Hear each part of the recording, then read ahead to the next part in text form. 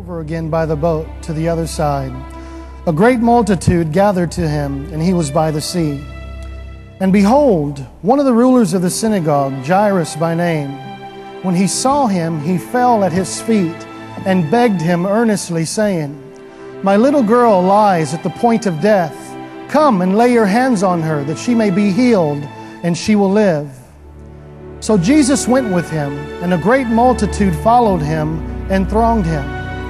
Now a certain woman had a flow of blood for 12 years, and had suffered many things from many physicians. She had spent all that she had and was no better, but rather grew worse. And when she heard about Jesus, she came behind him in the crowd and touched his garment. For she said, "If only I may touch his clothes, I shall be made well." And immediately the fountain of her blood was dried up, and she felt in her body that she was healed of her affliction. Jesus, immediately knowing in himself that power had gone out of him, turned around in the crowd and said, "Who touched my clothes?" But his disciples said to him, "You see the multitude thronging you, and you say, 'Who touched me?'"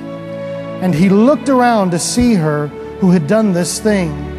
But the woman, fearing and trembling, knowing what had happened to her, came and fell down before him and told him the whole truth.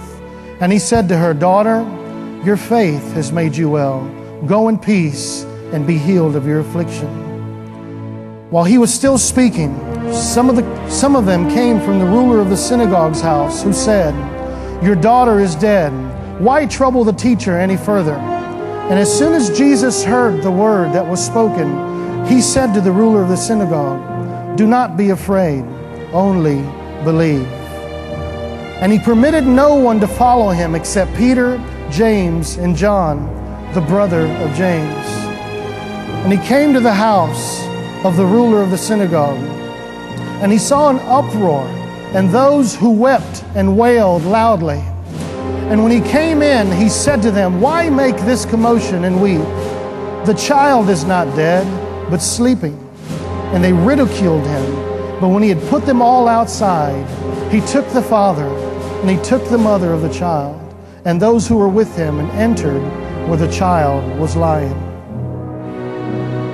And he took the child by the hand, and he said to her, "Talitha cumi," which is translated, "Little girl, I say to you, arise."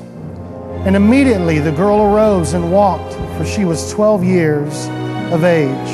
And they were overcome with great amazement. But he commanded them strictly that no one should know it.